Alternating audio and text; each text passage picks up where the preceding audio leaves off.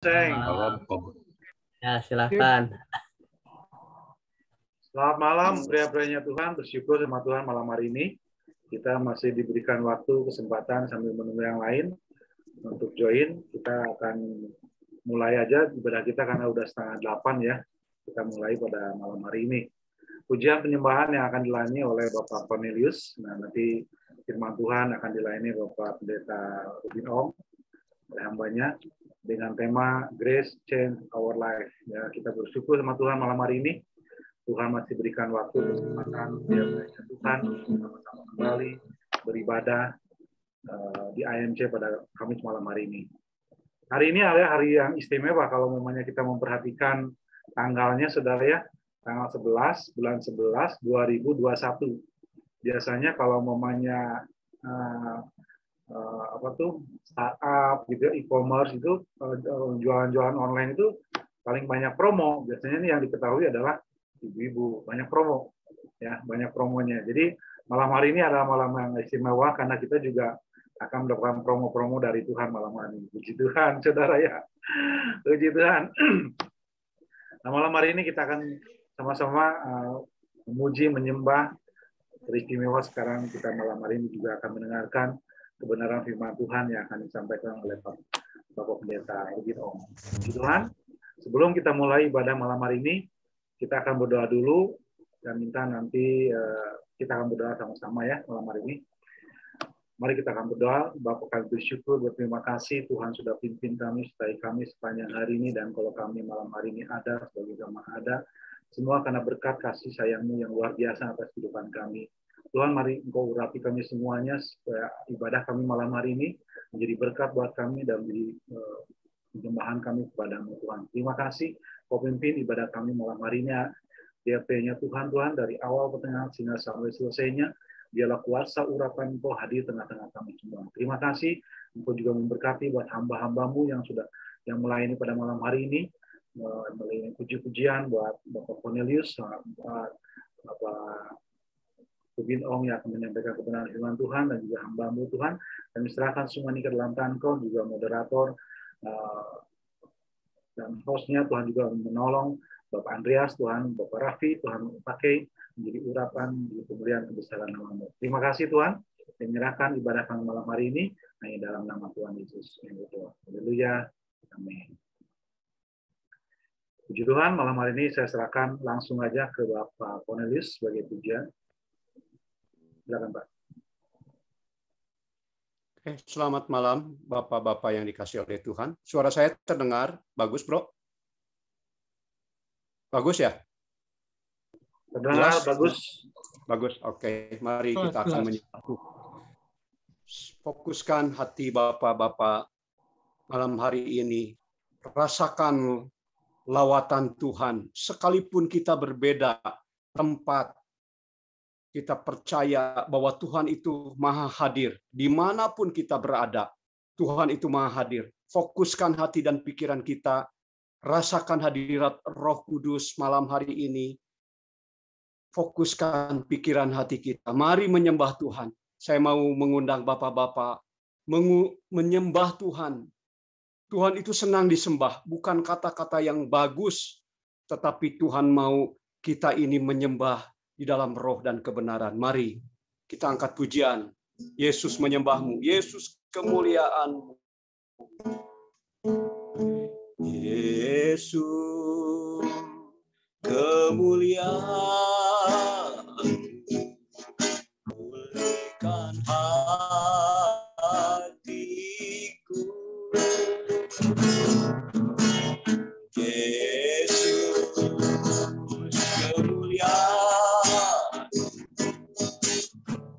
Berkati Yesus kemuliaan. Yesus kemuliaan. Pulihkan hatiku.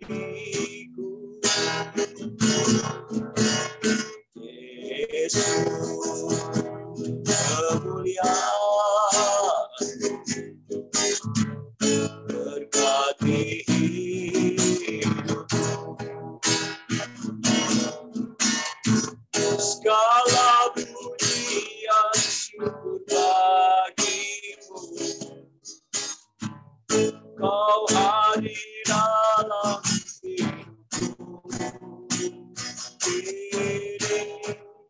Ku datang sujud di hadapanmu, memujimu, menyembahmu, Yesus, ku menyembahmu.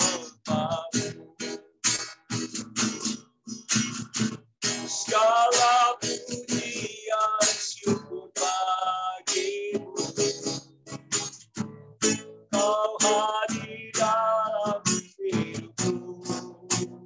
Ini ku datang sujud di hadapanmu,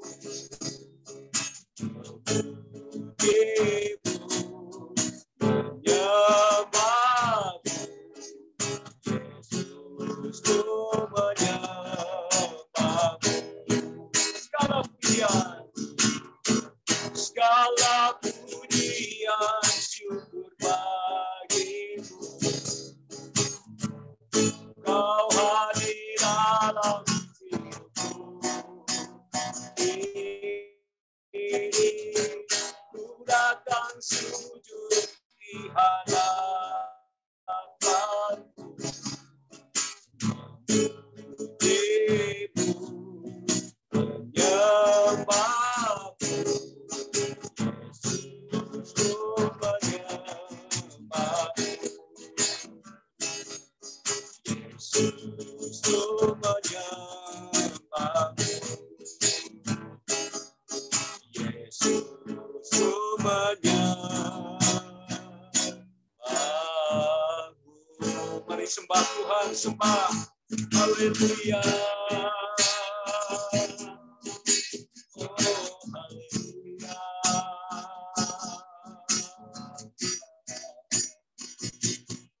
Kami menyembah Tuhan. Kami menyembah. Oh, haleluya.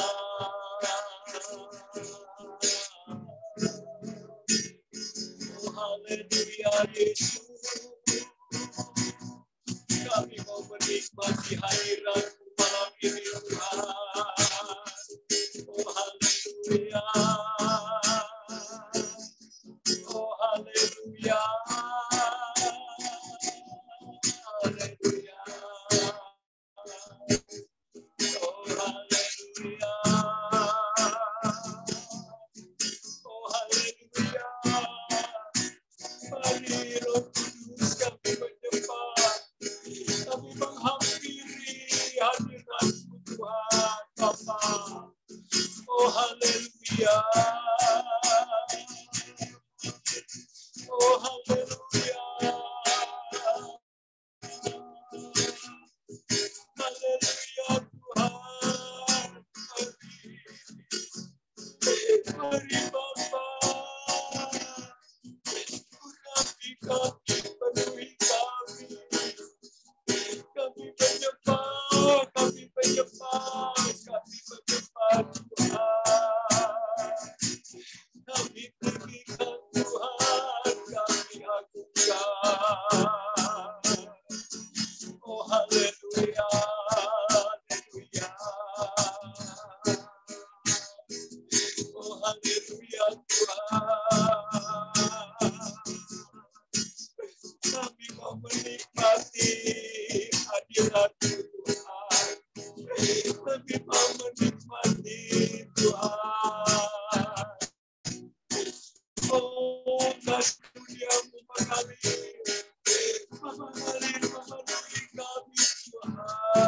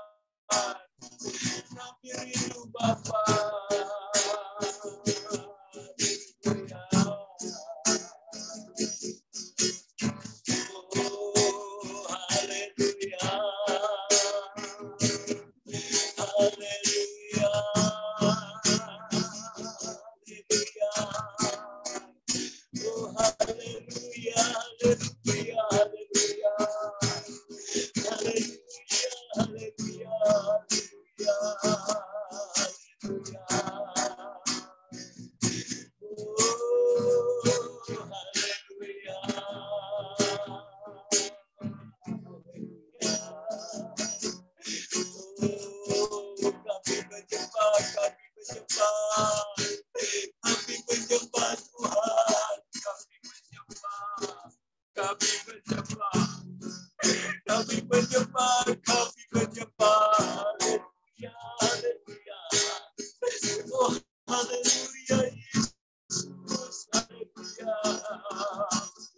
Oh, haleluya. Haleluya. Haleluya. Oh, haleluya. Haleluya. Yesus. Haleluya. Yesus. Papa.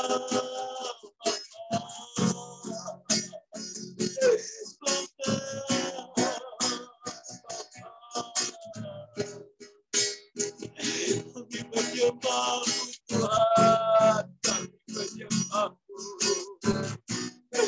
Kami menyembah-Mu Tuhan, kami menyembah-Mu. Glory, glory, glory, glory, glory. Yesus, Yesus.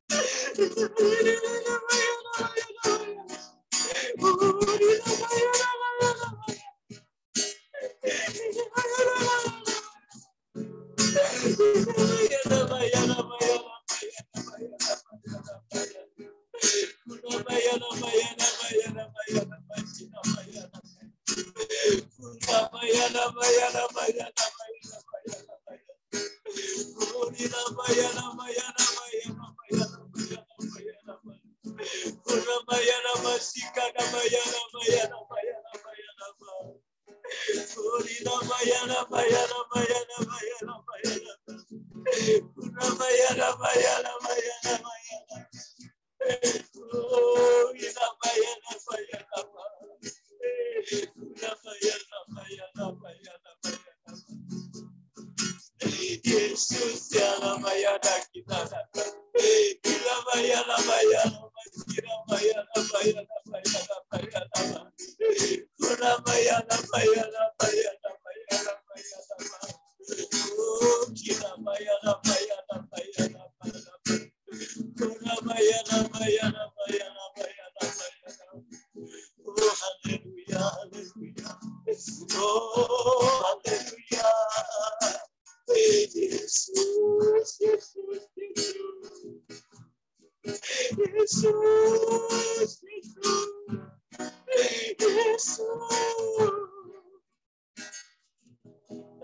Yesus, terima kasih.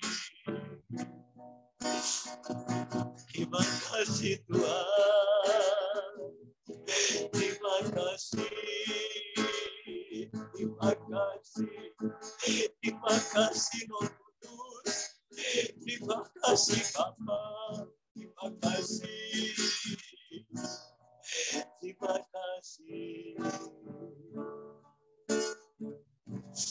Terima kasih. Terima kasih, Roh.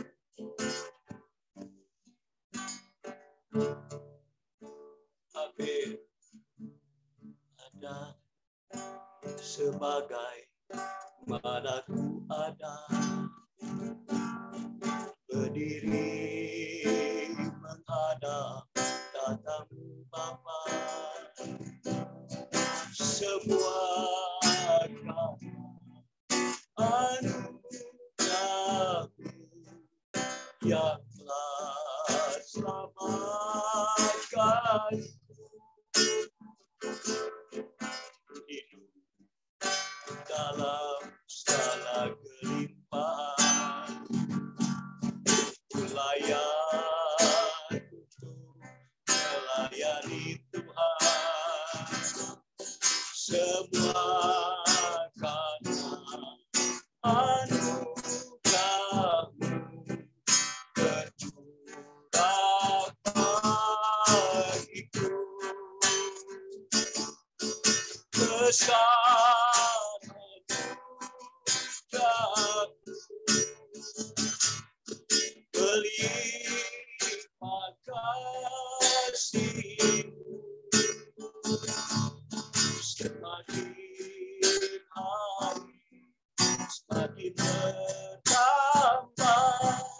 besar anugerah-Mu.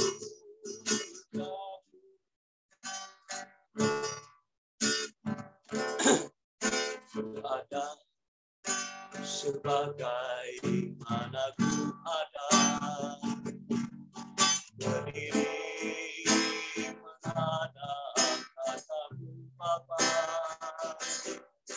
Semua karena anugerah-Mu yang telah selamatkan hidup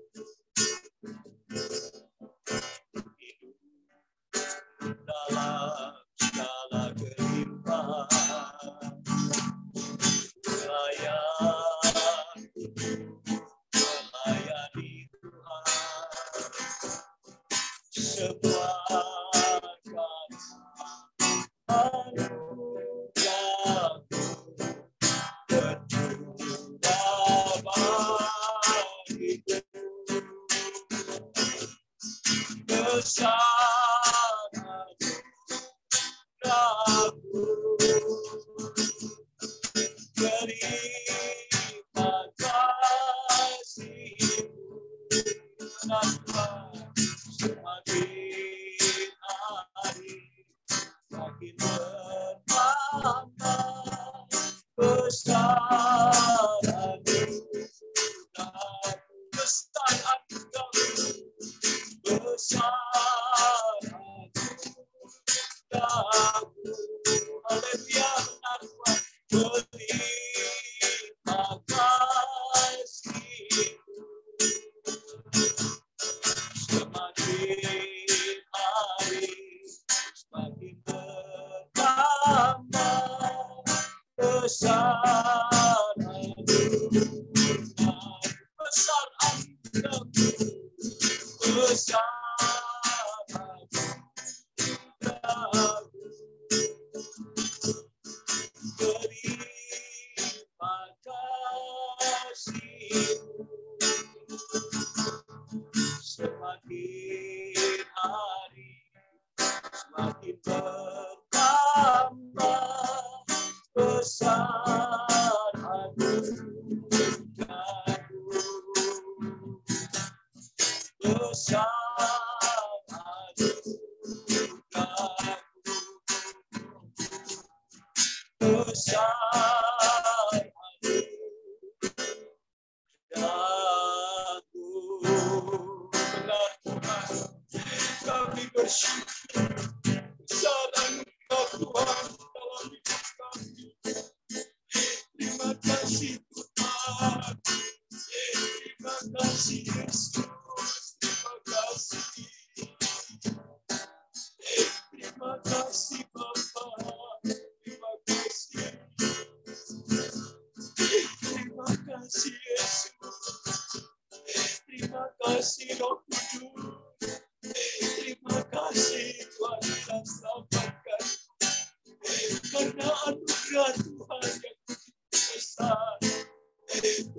layakan kami.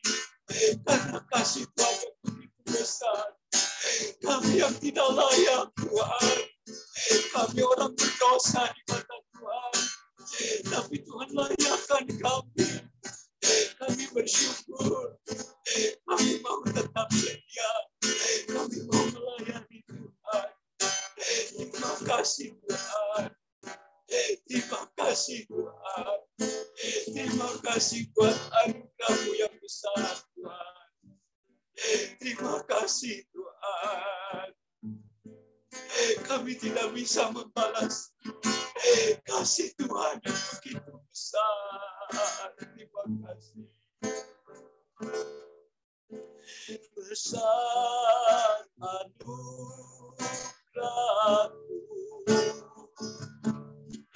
melimpah kasih-Mu, semakin hari semakin bertambah besar anugerah-Mu, semakin hari semakin bertambah besar anugerah-Mu. Bapa di dalam surga, terima kasih buat anugerah Tuhan yang begitu besar. Terima kasih Tuhan. Terima kasih buat kebaikan Tuhan. Sebentar Tuhan, urapi hamba-Mu, Pastor Rubin Ong, dengan urapan Roh-Mu yang kudus. Sampaikan isi hati Tuhan. Kami percaya urapi Pastor Rubin Ong dengan urapan Roh Kudus. Kami percaya Tuhan. Kami mau terima firman Tuhan saat malam hari ini. Kami mau terus Tuhan berjalan bersama Tuhan. Kami mau Tuhan terus bukakan rahasia firman Tuhan. Kami terus meresponi firman Tuhan. Kami berjalan di dalam kebenaran firman Tuhan. Kami percaya Tuhan dari ujung rambut sampai telapak kaki. Urapi Pastor Rubin Ong dengan urapan Roh Kudus. Tuhan lidah bibirnya dengan urapan Roh-Mu Tuhan. Terpujilah nama-Mu Tuhan. Hamba-Mu Tuhan, di mana jemaat-Mu Tuhan. Kaum pria Tuhan, boleh Tuhan menerima firman Tuhan. Kami boleh terima berkat daripada Tuhan malam hari ini. Dalam nama Tuhan Yesus, yang percaya katakan sama-sama. Amin. Saya serahkan kepada moderator. Terima kasih Pak Cornelius untuk pujian penyembahannya, sungguh sangat memberkati kita semuanya. Malam hari ini kita sudah bisa menyembah memuji Tuhan, dan sebentar kita juga mau mendengarkan kebenaran firman Tuhan yang akan disampaikan oleh Pak Rubin Ong. Silakan langsung aja Pak Rubin.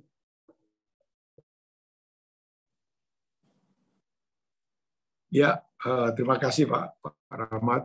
Ya, Shalom semua bapak-bapak yang ada di Agape Men's Community.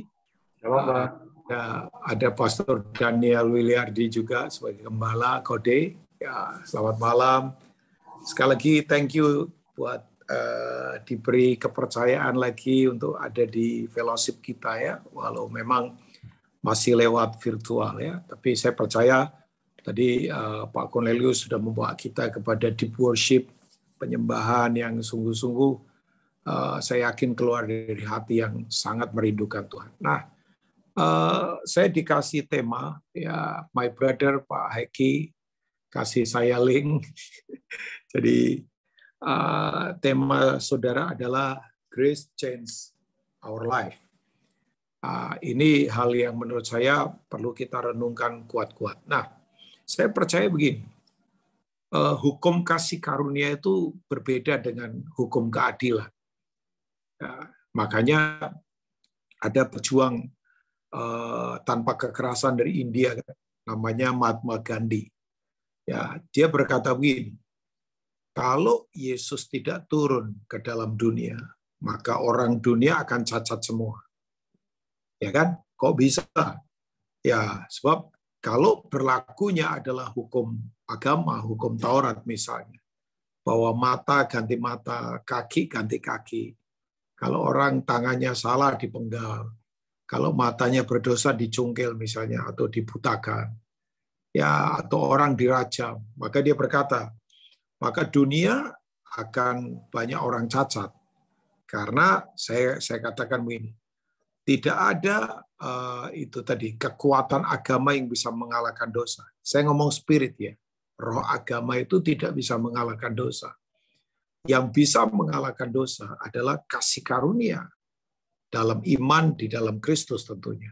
Ya, nah makanya dia berkata, untung ya Yesus itu turun dengan membawa hukum baru yang disebut hukum anugerah, ya, hukum kasih karunia. Nah, Bapak-bapak mungkin berpikir begini, kita nih kalau bicara tentang grace bisa seenak-enaknya. Oh tidak. Ya, kalau tidak teori ya. Kalau orang mengalami betul-betul jamahan anugerah Tuhan, kasih Tuhan, hidupnya pasti tidak akan pernah sama lagi. Ya, kuncinya mengalami. Bukan hanya sekedar teori, bukan hanya sekedar wacana, bukan hanya sekedar konsep, tapi betul-betul praktikal mengalami. Nah, kata kasih karunia sendiri kan berasal dari banyak kata. Bapak bisa belajar misalnya karis. Dari kata itu muncul kata karisma, ya. Itu yang disebut dengan divine influence atau pengaruh ilahi. Bapak-bapak bisa membaca waktu Yesus ditangkap di Yohanes pasal 18 kan di Taman Getsemani. Begitu Yesus tanya, siapa yang kalian cari? Yesus dari Nazaret, aku ini. Ya, jadi waktu dia berkata aku ini, bayangkan. Itu tentara-tentara Roma itu kan kekar-kekar dan kuat-kuat fisikal ya. Tapi mereka pada jatuh semua tanpa altar call. Ya, biasanya pendeta altar call malah didorong-dorong. Ya. Atau bukan mungkin fisikal dorong. Kadang-kala kan pakai apa? Alat musik yang pakai itu nada string yang tinggi. Wah, itu string kalau tinggi, nada string itu kalau tinggi, itu otak kanan terjamah itu, bapak-bapak. Ya, apalagi dibuat panggungnya redup-redup, kemudian kasih asap-asap begitu, wah itu perasaan luar biasa itu ya. Udah, apalagi lagunya agak melo-melo sedikit, itu orang disentuh saja langsung bisa tumbang. Tapi kan tumbangnya nggak jelas juga kadang-kala. Makanya banyak orang tumbang tapi nggak berubah. Padahal yang penting berubah walaupun nggak usah tumbang. Tumbang nggak apa-apa, yang penting berubah nggak. Ya, dia tumbang tapi nggak pernah berubah. Tetap pembohong, tetap licik, tetap sadis, tetap kasar, tetap curang dalam kehidupan. Nah itu berarti ya nggak berubah, nggak mengalami praktikal ya saya tadi katakan. Nah, kata kasih karunia sendiri sebetulnya kan itu salah satunya adalah karis. Dari kata itu muncul kata karisma. Itu kasih karunia itu sebetulnya pemberian ya. Bahkan kita tidak bekerja, Tuhan memberi buat kita. Ya, jadi tanpa usaha kita, tapi Dia memberi, Dia memberinya, Dia memberi dalam hidup kita. Nah, kata kasih karunia kalau didefinisikan sederhana kan sebetulnya begini, ada divine ability, ada kemampuan ilahi, ya yang Tuhan memang beri dalam diri kita, sehingga kita itu mampu untuk mengerjakan hal yang sebetulnya kita tidak mampu.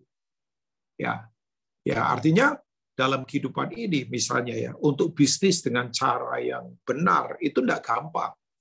Kalau kita tidak dipenuhi kemampuan ilahi, kita tidak mampu, Bapak-bapak. Ya, untuk menghadapi semua kenyataan yang sekarang ini terjadi itu nggak gampang. Ya, itu kita membutuhkan divine ability untuk kita itu mampu, ya mampu memampukan kita untuk kita melakukan hal-hal yang kita tidak mampu. Ya, misalnya praktikal untuk kita berkeluarga dengan benar, tanpa selingkuh, tanpa kemudian menyeleweng, itu bukan hal yang mudah. Itu kita butuh kemampuan ilahi ya untuk kita tetap bertahan. Bahkan saya percaya Bapak-bapak, kalau kita ini sampai sekarang ini bisa masih ada kesehatan kita baik, kita masih diberi waktu, itu semua kemurahan Tuhan. Itu semua anugerah Tuhan. Ya, kita jangan berkata saya mampu, saya kuat, enggak. Ya, kita sadar bahwa semua kekuatan itu datang dari Tuhan. Makanya kan Efesus 6 dikatakan kan, hendaklah kamu kuat di dalam Tuhan. Kekuatan kita hanya ada di dalam Tuhan. Nah, kata dalam Tuhan itu Bapak-bapak yang suka belajar teologi atau sekolah teologi pasti tahu kan, berasal dari kata entheos.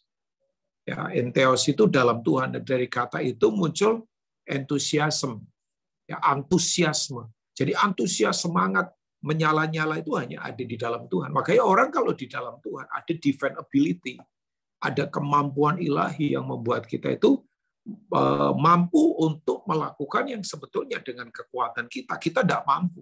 Untuk hidup kudus itu butuh divine ability. Ya, makanya saya tidak mau mendefinisikan kudus itu secara dogmatikal. Ya, orang kan suka membawa definisi kekudusan dogmatika. Kekudusan itu kalau secara dogmatika itu berkata begini, pokoknya kamu tidak boleh salah, harus selalu benar. Ya enggak mungkin, Pak. Kita masih tinggal di dalam daging. Kadangkala omongan kita bisa salah, kadangkala sikap kita bisa salah. Tapi kata kekudusan itu kalau dalam konteks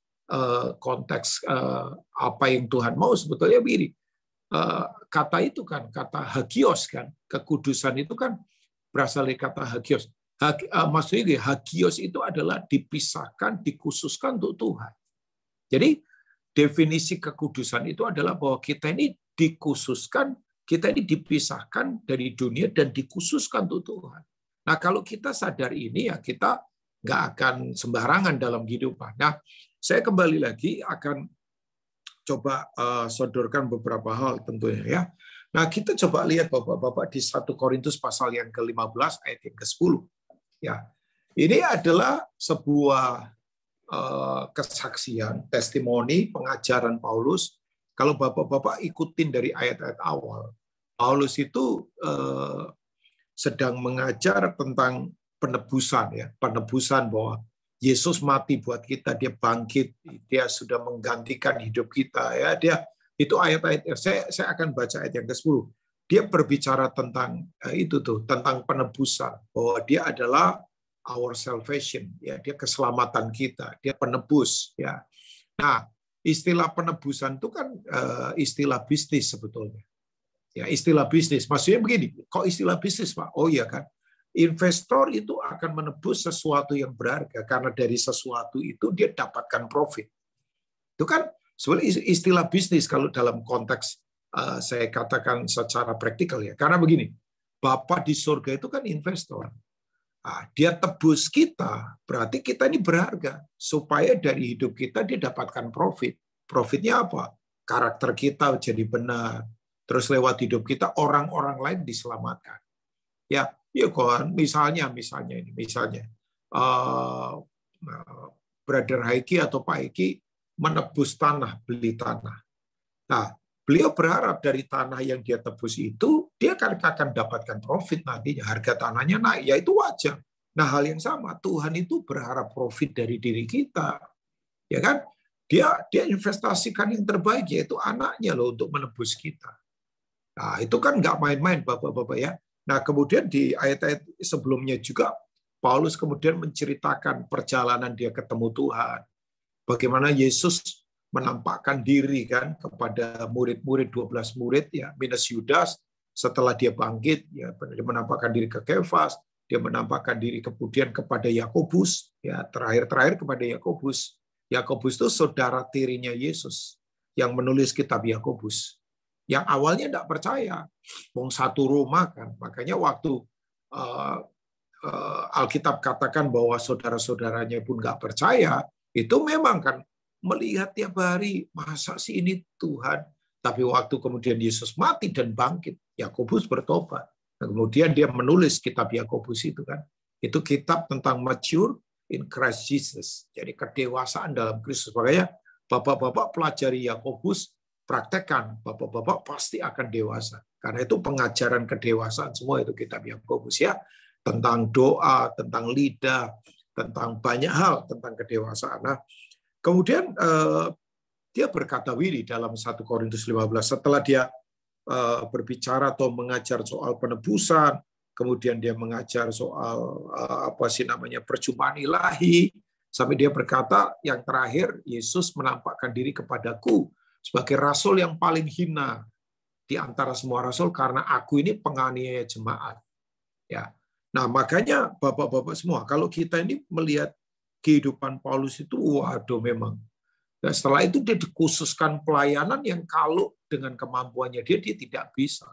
Bahkan kalau saya boleh berkata, Paulus itu adalah tiap hari bersahabat dengan kematian. Sementara banyak orang kan bersahabatnya dengan kehidupan. Kalau Paulus itu bersahabatnya dengan kematian tiap hari. Ya kan? Saya nggak terlalu ingat. Ada itu tuh, ada slogan tentara itu saya pernah baca di mana gitu ya. Ya itu tuh. Ternyata kata-katanya adalah berani bersahabat dengan kematian. Karena tiap hari ngalami tantangan. Ya nggak mudah kan perjalanannya Paulus. Bapak-bapak tahulah perjalanannya dia. Nggak gampang, karam di tengah-tengah laut, sering kelaparan, keluar masuk penjara, dicambuk, dirajam, ya sering kelaparan dan sebagainya, kedinginan, perjalanan dihadang oleh cuaca yang ekstrim, perompak, waduh tekanan, dia di penjara, ya dibelenggu, tapi dia berkata firman tidak terbelenggu. Sementara banyak orang tidak dibelenggu, tapi firmannya terbelenggu. Nah, kebalik kan. Paulus enggak. Dia tangannya dibelenggu karena dia harus kemudian menjalani hukuman kan waktu dia di Yerusalem ditangkap. Itu salah tangkap lagi. Nah, itu kan menurut saya, buat saya mungkin salah ya penafsiran saya. Paulus itu seperti mengambil beban palsu. Kan dia harusnya itu diutus untuk pergi menginjil ke bangsa-bangsa lain. Tapi nggak tahu dia kangen Yerusalem. Waktu dia lagi bayar nazar, gundulin rambutnya, salah tangkap lagi. Nah, setelah itu kemudian yang terjadi, ya dia marah karena dia berkata saya warga negara Rom. Nah, akhirnya sampai dia naik banding ke Kaisar. Padahal itu sebenarnya persoalan yang simpel. Tapi toh akhirnya tahu Bapak-bapak Paulus mati di mana? Matinya tetap di Roma.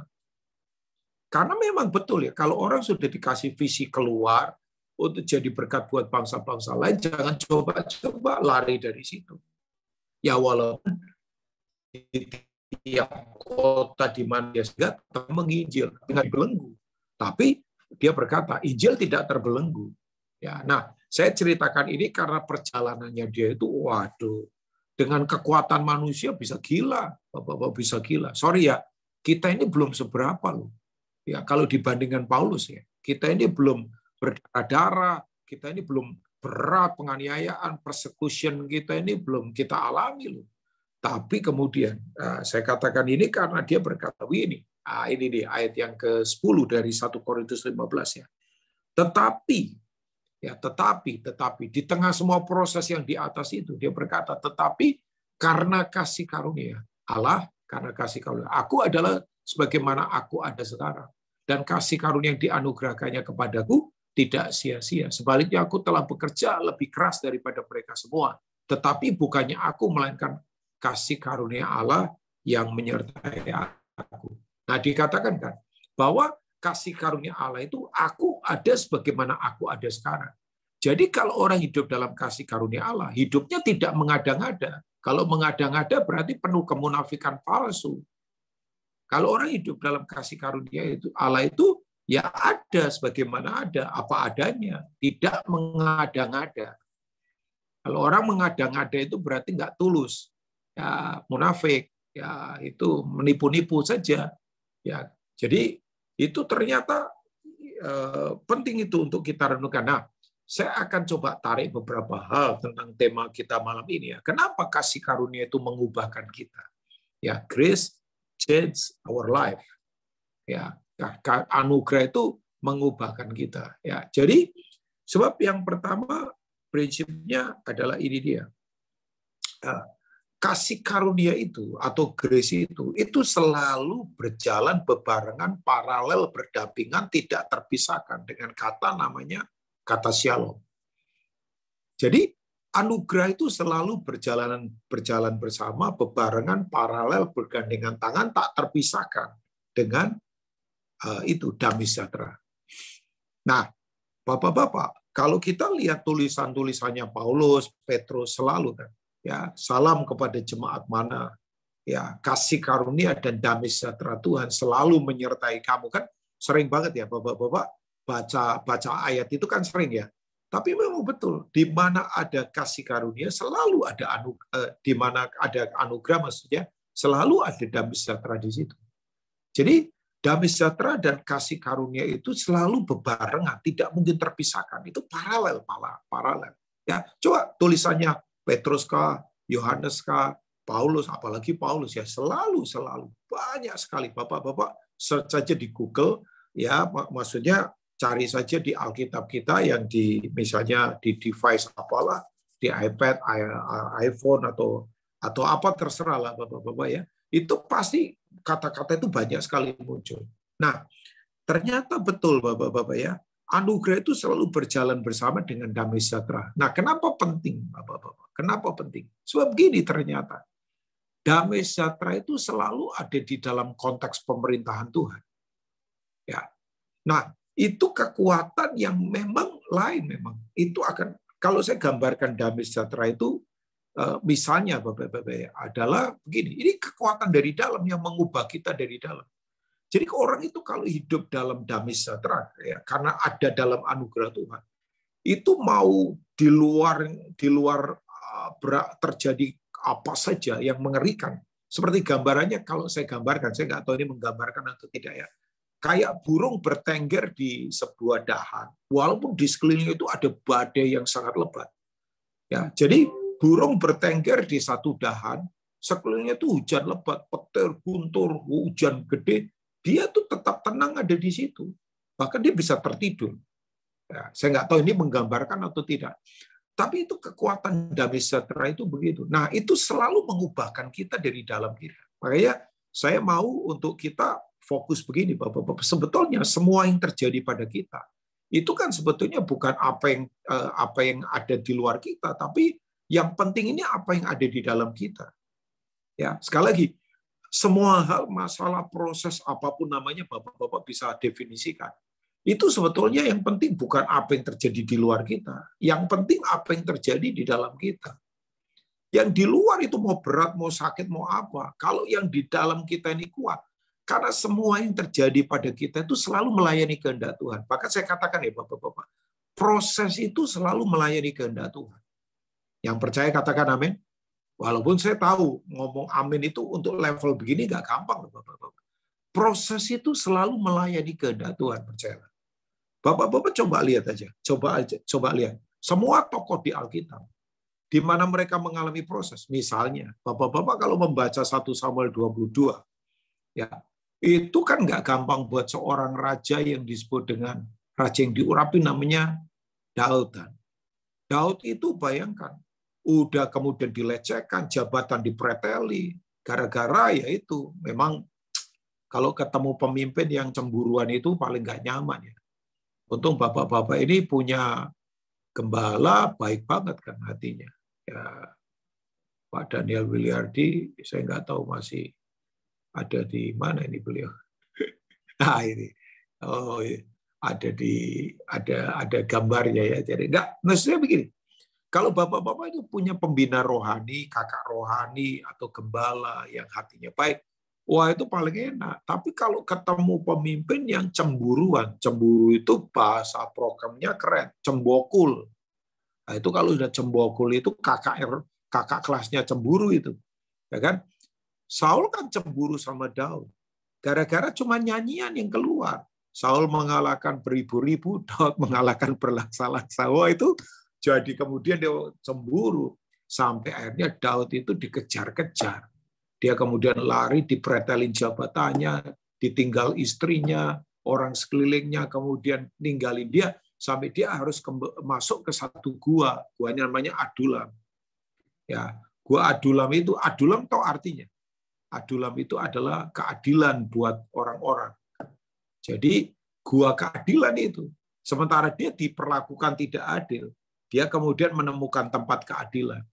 Tapi nggak enak kan di situ ngumpul orang-orang yang nggak enak juga, orang-orang yang stres, orang-orang yang punya masalah di keuangan, orang-orang yang kepahitan, bayangkan itu pasukan Bodrex itu yang ngumpul sama Daud itu 400 orang itu pusing, sakit kepala, demam, sakit gigi itu pasukan Bodrex itu.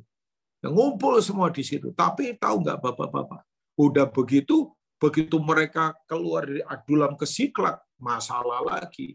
Keluarga mereka ditawan oleh musuh. Sampai Daud itu mau dilempari batu sama orang Israel sendiri.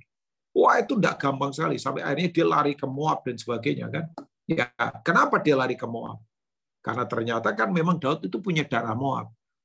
Jadi kalau ada sekarang itu tuh isu genetika di trace, ya ini darahnya apa, di keturunannya apa? Menurut saya nggak perlulah. Asal lahir baru dalam Kristus, kita itu punya keturunan ilahi, kan? Ya kan? Loh, Daud itu nggak asli orang Israel loh. Kalau kita mau urut-urut Daud itu punya darah Yeriko. Dari siapa? Rahab. Moyangnya kan Rahab. Dari Rahab kemudian turun-turun lagi Rut. Rut itu orang mana? Orang Moab. Jadi Daud itu ternyata punya darah Yeriko dan darah Moab ternyata. Nggak murni orang Israel Daud itu. Ya, tapi yang penting kan di dalam Tuhan, kan. Nah, tapi dalam proses itu Daud kemudian kita tahu menjadi seorang pemimpin yang sangat kuat. Nah, saya tahu ini semua karena kemampuan ilahi dari Tuhan. Nah, kembali lagi apa yang saya katakan buat bapak-bapak semua, yang penting dalam proses itu bukan apa yang terjadi di luar kita, tapi yang penting memang betul apa yang terjadi di dalam kita. Nah, anugerah itu selalu berbarengan dengan satu kata. Nah, saya akan bacakan ada ayat dalam Roma pasal berapa ya? 16 ayat yang ke-20. Coba kita lihat. Brother Andreas, thank you. Roma 16 ayat yang ke-20 itu Paulus juga yang menulis ini.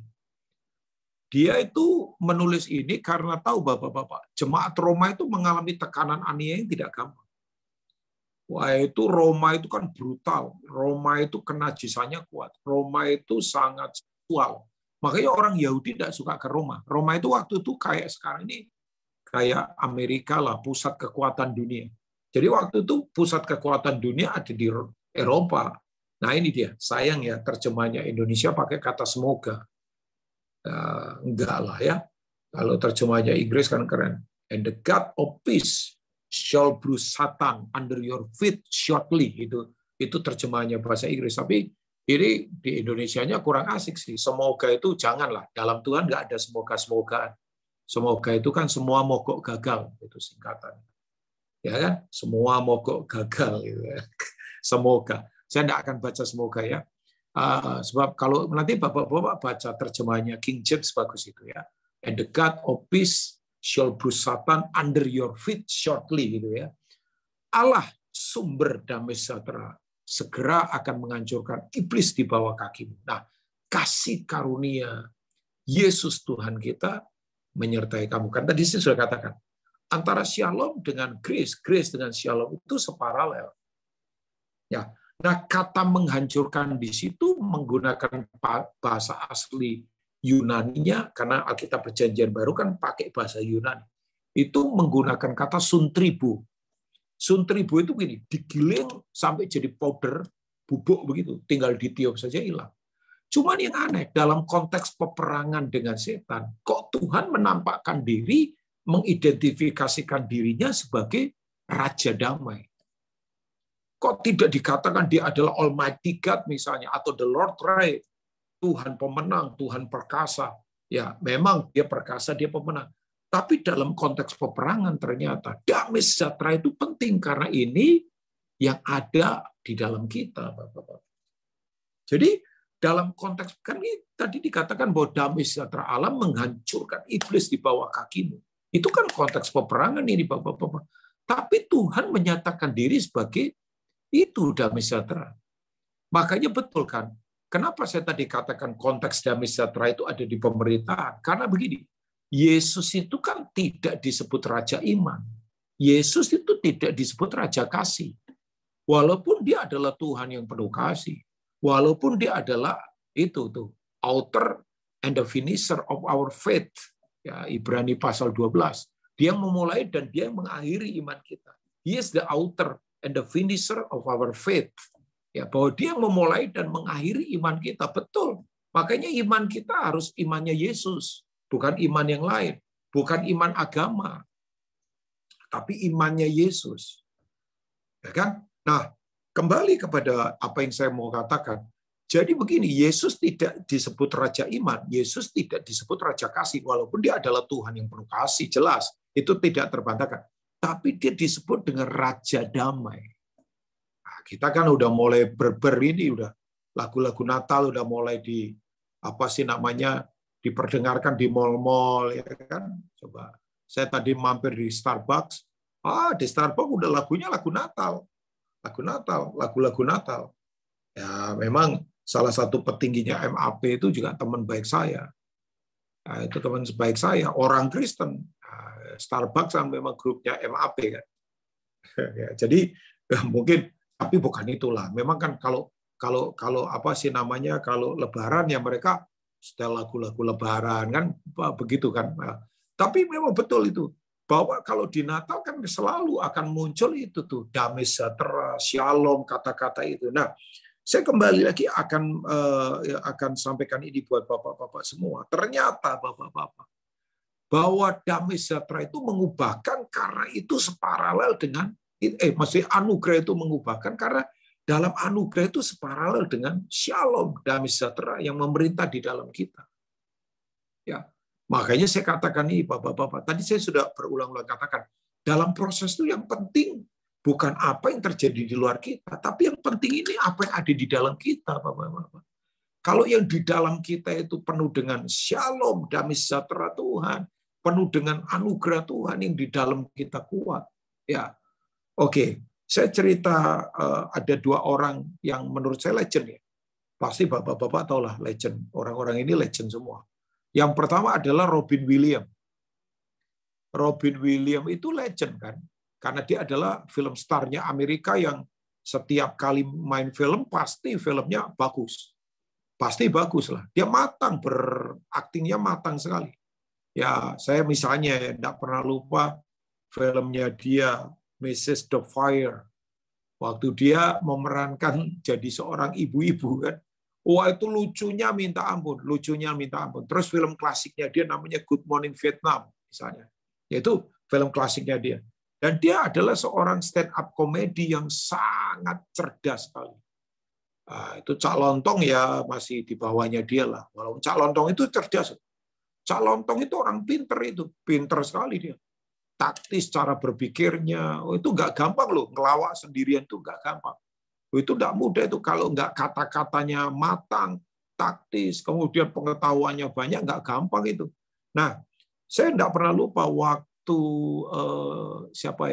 Robin Williams dikirim Presiden Amerika waktu itu George Bush untuk menghibur tentara Amerika yang lagi perang teluk.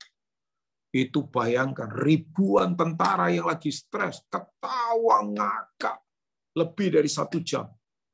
Padahal menghibur tentara nggak gampang loh bapak-bapak. Itu salah ngomong ditembak sampean. Coba. Tentara lagi di medan perang itu dihibur, kalau nggak lucu ditembak kita. Nggak main-main loh itu. Kalau ada yang lagi stres, tiba-tiba dilempar bayonet atau apa, mati itu. Loh, lagi tegang di Timur Tengah waktu perang teluk itu George Bush kirim Robin Williams untuk menghibur mereka. Itu kalau lawakannya nggak lucu, mati dia. Itu nggak gampang itu. Saya kemudian berkata, wah. Tapi begitu dia ngibur, ketawa semua mereka bahagia. Walaupun hari berikutnya ya tegang lagi, perang lagi kan. Tapi paling enggak kan beberapa saat imun naik, sukacita kan. Dan sukacita adalah kekuatan ya katanya ya. Betul kan kekuatan asal sukacita dari Tuhan. Tapi bapak-bapak tahu nggak? Dunia dikejutkan sekian tahun yang lalu. Robin Williams, he was die. Dia mati. Ya orang mati biasa. Tapi kasihan kan, matinya udah 60 tahun lebih. Kalau nggak salah 60 berapa, mendekati 70, saya agak lupa lah. Nah, kalau diklik di Google pasti ketahuan lah berapa usianya dia waktu dia mati. Orang mati biasa, Pak. Ya, makanya isunya bukan bagaimana orang mati, isunya adalah bagaimana orang hidup. Mati itu pasti kok. Tapi yang penting kan bagaimana hidup, bukan bagaimananya mati. Ya. Nah, itu yang perlu dipikirkan tuh. Tapi Bapak-bapak, dunia dikejutkan. Sampai Barack Obama presiden waktu itu berkata, I am shocked. Saya kaget, saya terkejut. Karena Robin Williams matinya bunuh diri. matinya bunuh diri. Karir hebat, uang banyak, terkenal seluruh dunia tahu dia. Ya kan? Nah, hari ulang tahunnya dia diketahui seluruh dunia. Kalau kita kan hari ulang tahun setingkat RT saja belum tentu tahu. RT lah, nggak usah kecamatan, nggak usah kelurahan, RT saja belum tentu tahu kan. Tapi ini seluruh dunia tahu. Nah, ternyata dia mengalami post power syndrome. So tua kan, orang makin tua, makin mungkin takut nggak terkenal atau apa, tekanan, peperangan, apapun alasannya.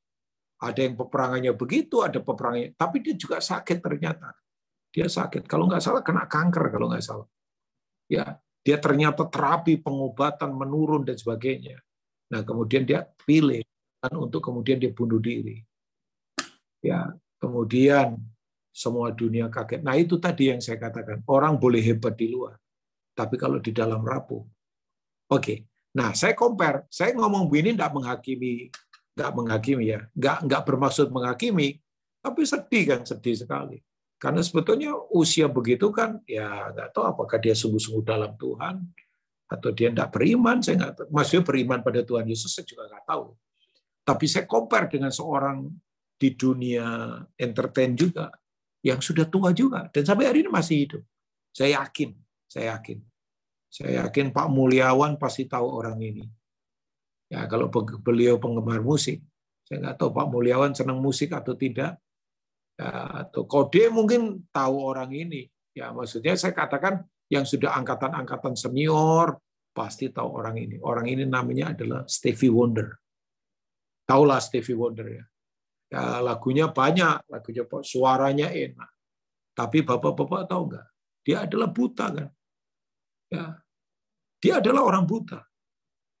Dia buta matanya, nggak melihat. Dan dia secara karir sekarang menurun karena sudah tua. Muncul penyanyi-penyanyi baru seperti Michael Bublé, terus kemudian Ed Sheeran, ya kan? Itu kalau yang saya sebutkan, itu penyanyi-penyanyi baru yang lagi terkenal ini sekarang ini. Dan beberapa yang lainnya. Saya nggak terlalu ngikutin perkembangan itu. Tapi begini, dia berkata, saya pun stres. Nggak ada produsen yang mau bikinkan saya lagu. Panggung untuk saya makin meredup. Tepuk tangan saya tidak terdengar lagi. Ya, orang-orang panggung begitu kan paling suka ada di panggung, sorot lampu, tepuk tangan, kursi. Wah, dia dibikinkan album, kemudian konser tour ke seluruh dunia. Enjoy di situ dan sebagainya. Tapi kemudian dia berkata, saya pun akan bermaksud mengakhiri hidup saya. Saya harus minum obat penenang tiap hari. Dia jujur, dia berkata. Makanya sampai kemudian dia keluarkan album terakhirnya dia, kalau nggak salah. Itu namanya A Time to Love. Waktu untuk kasih. A Time to Love. Itu dia sampaikan kejujuran yang ada di hatinya. Tapi dia berkata ini, yang membuat saya tetap kuat sampai hari ini, walaupun saya stres, adalah ini saya tahu, ada anugerah Tuhan yang memampukan saya di dalam, yang membuat saya tetap kuat. Coba, dua orang ini saya compare ya Bapak-Bapak. Ini pria-pria semua ini. Karena tantangan-tantangan kita tidak gampang. Mungkin buat kita bukan soal panggung. Buat kita mungkin kesehatan. Buat kita mungkin apalagi anak-anak. Buat kita mungkin bisnis yang menurun. Buat kita mungkin tantangan apa saja yang sementara saya sharing ini Bapak-Bapak sedang alami. Kondisi yang tidak gampang yang harus kita hadapi. Ya, tapi saya ingatkan buat kita. Bahwa itu tadi. Kasih karunia itu selalu bebarengan separalel dengan shalom, damai sejahtera yang merupakan kekuatan dalam pertempuran. Ya, itu kekuatan yang luar biasa. Makanya tadi saya katakan, istilah shalom itu istilah pemerintahan Allah. Karena kita itu punya Tuhan yang disebut dengan Raja Damai. Kan Yesus tidak pernah disebut Raja Iman ataupun Raja Kasih kan. Istilahnya adalah dia Raja Damai. Dia Raja Damai Sejahtera, Shalom. Dan Shalom itu bukan perasaan. Shalom itu bukan begini. Kalau lagi senang, oh Shalom. Kalau lagi enggak ada Shalom. Enggak, Shalom itu tidak akan dipengaruhi perasaan. Shalom itu laten di dalam kita. Itu menetap. Kata laten itu kan misalnya bahaya laten. Itu berarti ada sesuatu yang menetap, ideologi yang menetap. Nah, kasih karunia dan damai sejahtera itu harusnya laten di dalam kita. Karena Raja Damai berdiam di dalam kita. Ya. Makanya kalau ini ada pada kita, Bapak-bapak, misal saya kasih contoh, nanti Bapak-bapak baca sendirilah. Markus pasal 4 ya, ayat 35 sampai seterusnya. Yesus mengajak murid-muridnya pergi menyeberang, crossover. Ini ke depan kita akan crossover untuk menemukan hal-hal baru. Bapak-bapak, bersiaplah Bapak-bapak. Ada banyak hal baru ke depan yang harus kita hadapi, Bapak-bapak ya. Ya, saya tahu tekanan ke depan tidak makin gampang. Dan kondisi pandemi ini belum clear seluruhnya kan. Belum selesai keseluruhnya. Tapi percayalah, saya yakin akan ada penyertaan Tuhan buat kita. Tuhan ada bersama kita. Percayalah itu. Nah, waktu Yesus sedang menyeberang dengan murid-muridnya, Yesus tahu pasti itu akan terjadi tantangan. Karena dia menghadapi unclean spirit. Ya. Nah, orang di Alkitab itu kan dikatakan yang di Gerasa itu kerasukan 2000 setan kan. Tapi menurut seorang pakar ahli Alkitab itu lebih dari itu, legion itu. Dan waktu badai terjadi di Danau Galilea itu badai kegelapan itu. Itu yang disebut, saya tidak pernah lupa dengan perkataannya Om Timotius Subekti, ya gembala. Ya, saya kenal beliau senior sekali. GBT di Alpha Omega Semarang kan, Pak Pendeta Insinyur Timotius Subekti kan pengajar akhir zaman, banyak ngajar bagus beliau kan. Beliau pernah berkata waktu dalam pengajarannya dia berkata ini adalah unclean spirit, ini roh kenajisan yang begitu mengerikan. Dihadang penginjilannya Yesus, kan Yesus itu tahu Bapak-bapak masuk ke Gerasa itu adalah wilayah Yunani, makanya ada babi di sana. Nah, tentara Roma itu yang di sana, itu lambang benderanya lambang bendera pakai babi. Jadi ini Yesus tuh secara politik sedang mengobrak-ngabrik kekuatan-kekuatan lawan di Gerasa itu. Bukan hanya sekedar ketemu satu orang gila itu, tapi orang gila itu kan kita tahu kan, akhirnya menjadi apa? Misionaris di Dekapolis. Dekapolis itu adalah provinsi dengan ada 10 kota. Makanya waktu dia mau ikut Yesus, Yesus berkata, jangan, kamu pulang, kamu beritakan apa yang terjadi pada hidupmu. Nah, dia jadi misionaris di Dekapolis. Nanti baca di Injil. Dekapolis itu 10 kota, bayangkan. Jadi kalau ngomong tingkatan orang ini, bayangkan, ini terjadinya hebat loh. Tanpa kelas pengajaran, orang ini langsung diutus. Makanya kadang-kadang kita tidak batasi Tuhan bekerja. Oh, bolehlah, ada kelas, ada program apa, boleh. Tapi Tuhan itu tidak terbatas loh. Orang baru diinjili bertobat, ya, bahkan tidak ditulis dia dibaptis atau belum kan? Ya, tidak dituliskan di Alkitab. Orang itu mau ikut kan, tapi Yesus bilang kamu pergi. Nah, sejak itu dia jadi misionaris untuk 10 kota. Makanya dia itu kekuatannya udah seperti gubernur itu, karena dia masuk ke satu daerah kayak Dekapolis itu kayak Jawa Barat lah. Dekapolis itu kayak Jawa Tengah gitu. Jawa Barat kan banyak kota. Selain Bandung ada Tasik, ada Garut, ada yang lainnya. Nah, dia itu jadi gubernur secara tingkatan rohani untuk memenangkan sebuah daerah. Nah, itu waktu Yesus diserang badai yang luar biasa itu. Bapak-bapak kan membaca Markus 3:4 itu keren banget itu. Murid-muridnya teriak-teriak ketakutan, Yesus ngapain, Bapak-bapak? Yesus tuh tidur di buritan kapal. Oh, dia pasti kemasukan air juga, kecipratan. Saya yakin dia kena angin juga. Oh, dia manusia waktu itu 100%. Tapi dia bisa tidur di tengah-tengah badai. Makanya tadi saya katakan kan, yang penting itu bukan yang terjadi di luar kita. Yang penting itu apa yang ada di dalam kita. Jadi mau badai, mau angin, mau apa, terserah. No matter itu, nggak penting. Yang penting itu insight di dalam kita. Nah itu anugerah itu beroperasinya selalu separalel dengan damai sejahtera. Dan itu mengubahkan. Kan tadi saya sudah katakan, dalam konteks peperangan, Tuhan itu menyatakan dirinya tidak menyatakan Almighty God, dia perkasa, atau the Lord Reign, dia adalah Tuhan pemenang. Tapi dia menyatakan dirinya sebagai the God of Peace, Raja Damai, Tuhan Damai Sejahtera. Yang harusnya memang itu laten memerintah di dalam kita. Hanya betul ada teman saya bercanda, Yesus itu bangun bukan angin ribut yang membangunkan dia. Yesus itu bangun karena murid-muridnya yang ribut. Yesus tuh bangun bukan karena angin ribut. Yesus tuh bangun karena murid-muridnya ribut, ngomel-ngomel, bersungut-sungut, menggerutu, ribut itu bikin Yesus bangun itu. Kan? Aduh, saya pikir ini teman saya pewahyunya dalam juga. Saya nggak tahu dia dapat dari Cak Lontong atau apa. Kok merenungannya sampai ke situ. Saya nggak mikir sampai ke situ. Saya pikir benar juga ya. Jadi ternyata karena ributnya murid-murid itu Yesus bangun dari tidurnya. Ya, oke. Nah, saya berharap mari Bapak-bapak memiliki ini ya. Jadi anugerah itu mengubahkan, karena anugerah selalu separalel dengan kata shalom. Ya, jadi kalau ini nggak ada pada kita, itu sepertinya kayak apa ya, tersendat-sendat. Jadi kasih karunia seperti tersendat-sendat kalau kita tidak hidup dalam damai sejahtera.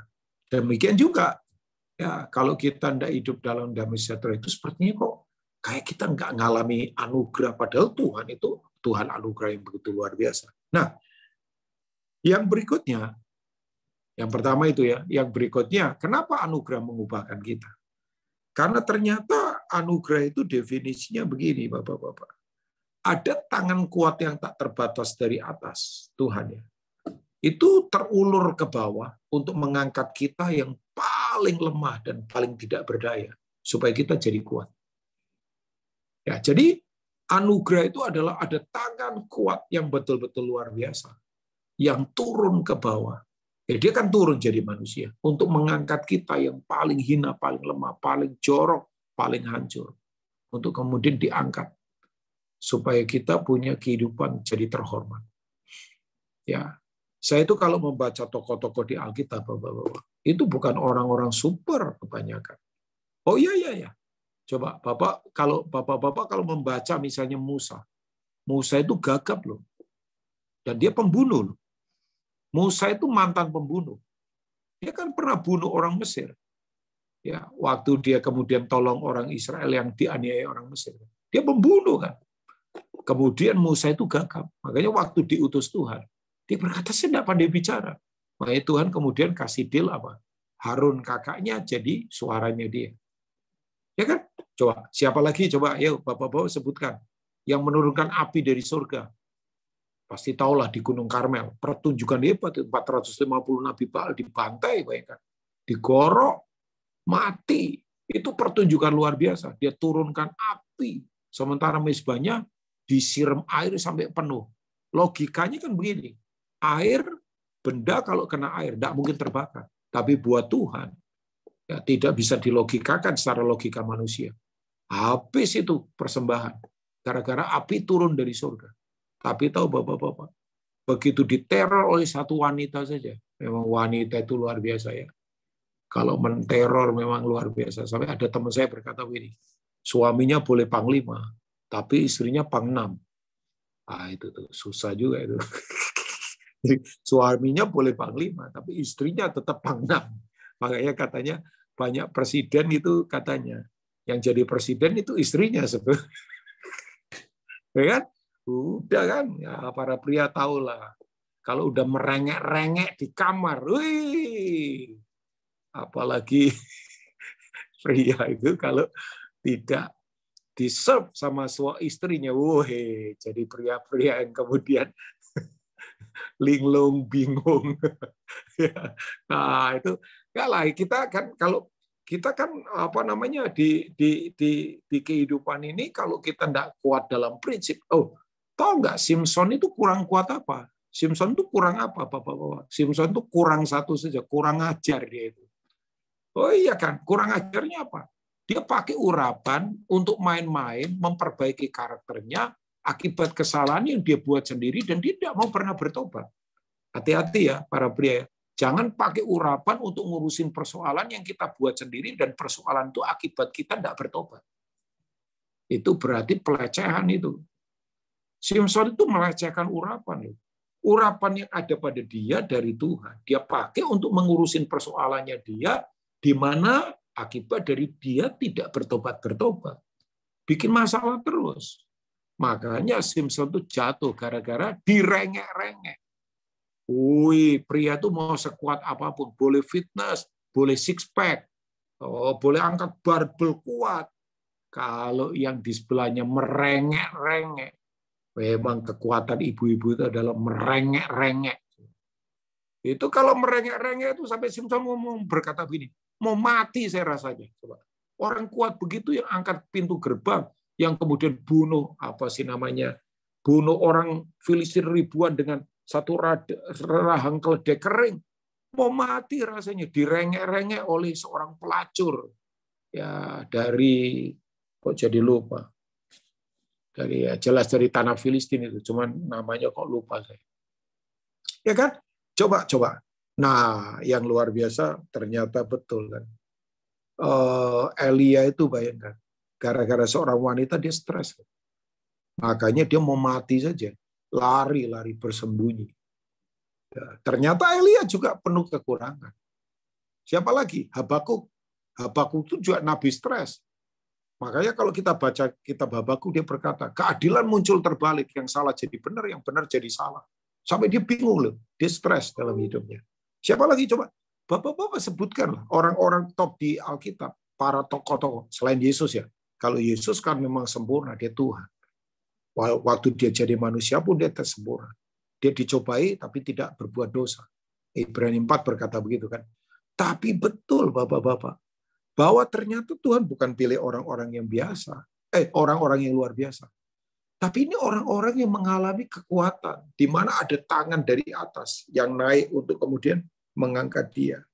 Nah, coba saya kasih contoh satu orang ya, namanya Noh. Kita baca di Kejadian pasal 6, boleh ya Bapak-bapak? Kenapa saya kasih contoh orang ini? Karena waktu Yesus mengajar soal end time, akhir zaman, dia itu memberi contohnya, salah satunya adalah Nuh. Nah, kita tahu kan Nuh itu hidup di zaman di mana seperti kita kawin-mengawinkan, seks, makan, minum, pesta pora, ya kan? Seperti pada zaman Nuh, demikianlah zaman akhir ini. Orang kawin-mengawinkan itu kan bicara tentang seks, kemudian makan, minum, pesta pora, ya dan sebagainya. Nah, kalau nggak salah, coba kita lihat ayat yang Kejadian 6 tadi. Saya coba mau bacakan, thank you brother, mungkin ayat yang sebentar. Saya mau baca 1-2 ayat saja. Ayat 9, mulai coba. Kita baca ayat 9 ya, Bapak-bapak. Nah itu tuh. Thank you brother. Inilah riwayat Nuh. Silakan ganti nama Bapak-bapak. Inilah riwayat Rubin. Nuh adalah seorang yang benar dan tidak bercela di antara orang-orang sejamannya. Dan Nuh itu hidup bergaul dengan Allah. Nuh itu khotbah 120 tahun. Ya, tapi ternyata bangsanya tidak mau bertobat. Setelah air bah dia hidup 350 tahun lagi, tapi hidupnya berdampak hebat. Sampai makanya namanya itu disebut Yesus waktu Yesus mengajar akhir zaman. Bayangkan. Jadi diidentifikasikan seperti zamannya Nuh.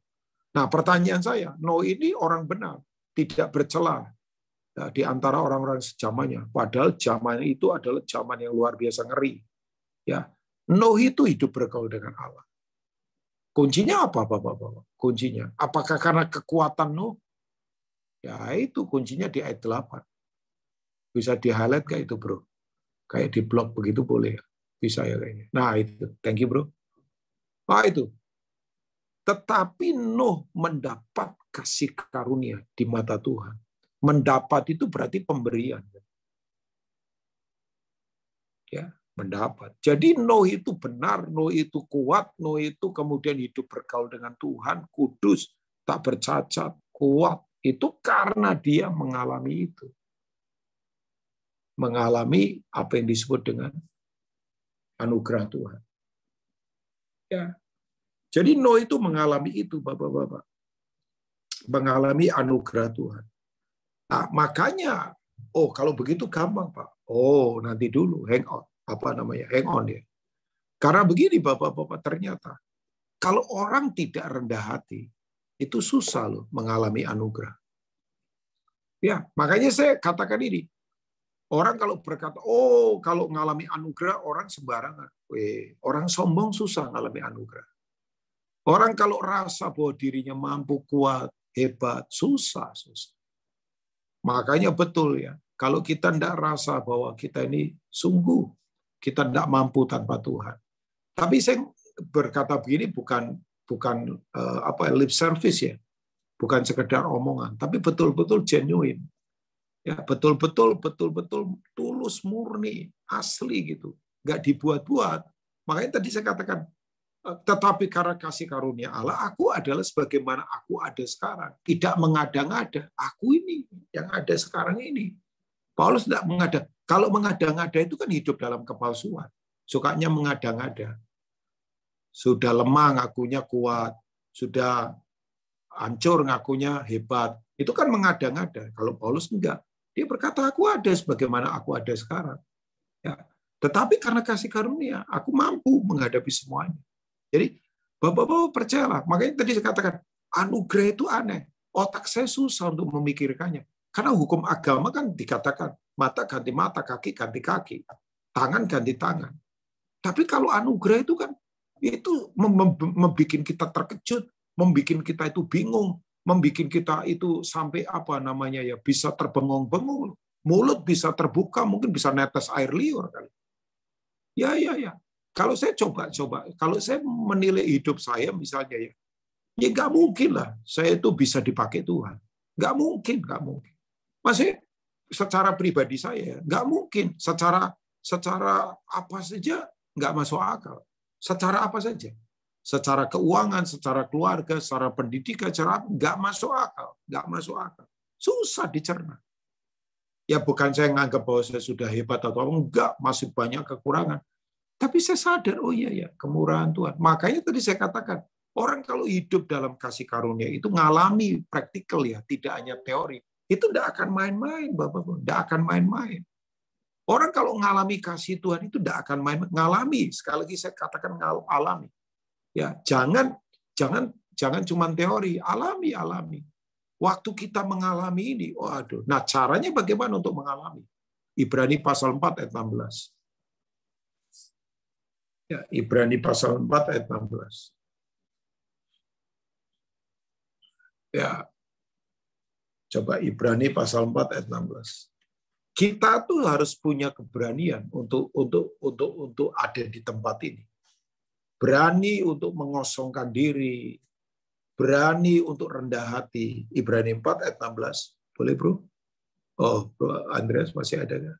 Atau saya buka. Bapak-bapak coba. Oh, thank you ya. Ibrani 4 ayat 16. Maafkan saya nggak kasih dulu ayat-ayatnya. Tapi ini memang pendeta ini jadi cepat ini. Ini udah dilatih kode ini buka Alkitabnya cepat. Oke. Sebab itu marilah kita dengan penuh keberanian menghampiri apa? Tata kasih karunia. Aneh ya. Kata kasih karunia boleh diblok juga nggak apa-apa, Bro. Semuanya diblok itu boleh, itu bagus. Ya, itu supaya jelas ya. Sebab itu marilah kita dengan penuh keberanian. Ya, Bapak-bapak harus penuh keberanian menghampiri tata kasih karunia. Supaya kita menerima rahmat dan menemukan kasih karunia untuk mendapat pertolongan kita pada waktunya. Dalam kasih karunia itu jelas ada rahmat, ada pertolongan. Nah, kata kasih karunia itu jarang ya terhubung dengan kata tahta. Biasanya kan Injil kasih karunia, terus kemudian kasih karunia dan damai sejahtera itu banyak banget. Tapi ini tahta kasih karunia berarti yang bertahta siapa di situ? Ya raja. Ada kerajaan kan itu. Kalau tahta itu kan berarti ada pemerintahan. Kalau kerajaan berarti ada apa? Otoritas, ada undang-undang yang harus ditaati. Nah, kata penuh keberanian itu maksudnya begini. Kita tahu Bapak-bapak, tahta Tuhan itu kan tinggi. Tapi hanya bisa didatangin oleh orang-orang yang berani untuk ada di jalan di bawah. Saya ulangi ya. Tahta Tuhan itu tinggi kan. Tahta Tuhan sangat tinggi, tak terjangkau, tak terbatas. Makanya Bapak-bapak jangan takut. Ada banyak hal tak terduga yang akan Tuhan lakukan buat kita. Yang percaya katakan amin. Para pria percayalah, Tuhan akan melakukan banyak perkara yang susah dilogikakan, tapi itu terjadi. Bacalah Yesaya 43. Aku akan membuka jalan di padang gurun. Aku akan memancarkan air di padang belantara. Aku akan membuat sungai-sungai di padang belantara. Aku akan memancarkan air-air dari gunung batu. Aku akan memberi minum umat pilihanku. Ada provision buat kita yang tidak terbatas. Itu jalan Tuhan yang aneh. Jalan Tuhan tak terbatas. Jalan Tuhan yang tinggi. Jalan Tuhan yang begitu luar biasa. Tapi ternyata tahta Tuhan yang begitu luar biasa itu hanya bisa didatangi oleh orang-orang yang hatinya berani begini. Berani hancur hati. Berani rendah hati, ya, berani untuk kemudian begini, berubah hidupnya. Pengadilan Amerika satu kali digoncangkan oleh sebuah kasus. Tahu nggak, bapak-bapak? Saya nggak pernah lupa. Nggak tahu bapak-bapak pernah tahu kasus ini atau tidak. 14 anak-anak dimutilasi, kemudian dimakan mayatnya. Yang membunuh ini ternyata seorang gay.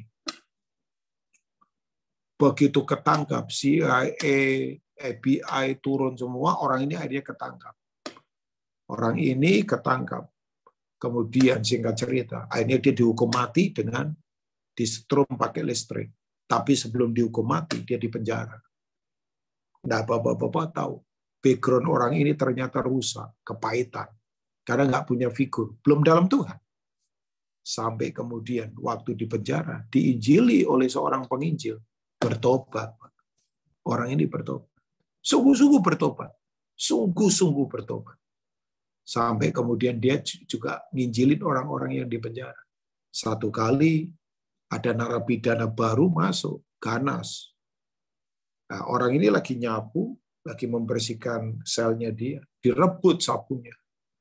Nggak tahu direbut sapunya, kemudian dia negur. Negurnya udah baik-baik.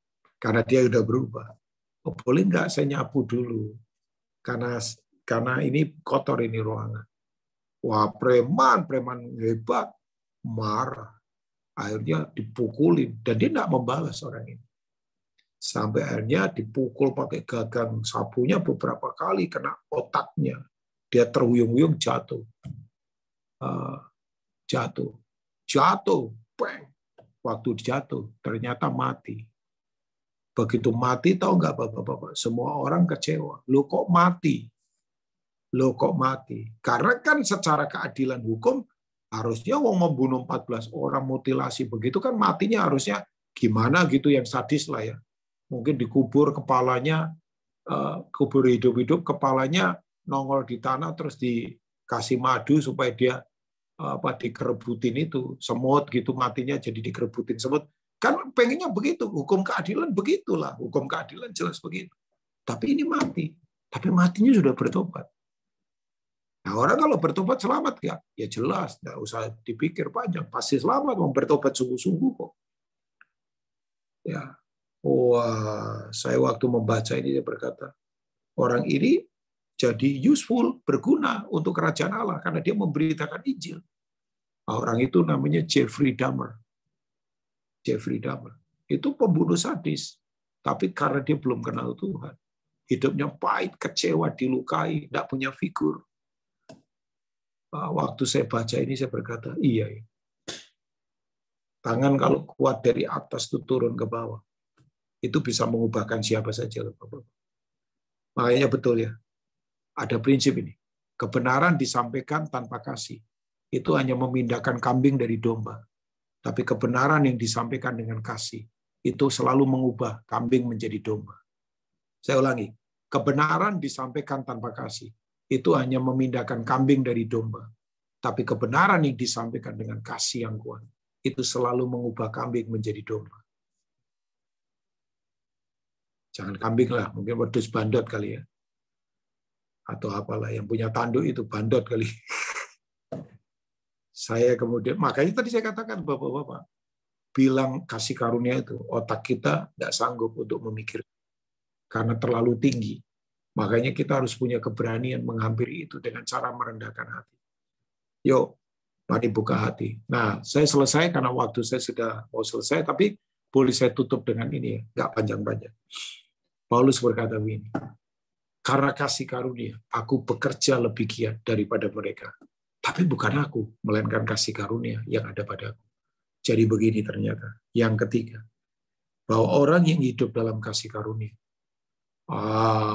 selain kemudian dia diubahkan Dia sanggup mengubahkan orang-orang di sekitarnya. Bapak-bapak, percayalah ada prinsip ini. Tuhan itu kalau menjamah kita, itu tidak sekedar hanya menjamah kita berhenti di situ. Tuhan itu kalau menolong kita, itu tidak hanya sekedar menolong kita berhenti di kita. Tapi ada impartasi di mana apa yang Tuhan berikan buat kita, kita itu harus berikan buat orang-orang di sekitar kita. Itu yang disebut dengan prinsip impartasi ilahi. Ada divine impartation in our life. Jadi begini, Tuhan itu kalau mengampuni, misalnya, jelaslah kita diampuni Tuhan. Ya, kita semua kan diampuni Tuhan. Kita dikasihi Tuhan, jelas. Kita diberkati Tuhan. Tapi tidak hanya itu berhenti di kita. Lewat apa yang kita alami dari Tuhan, kita itu bisa mengimpartasi orang-orang di sekitar kita. Nah, itu yang disebut dengan impartasi ilahi. Makanya Paulus berkata begini, aku bekerja segiat-giatnya karena Tuhan memang sudah menjamah aku.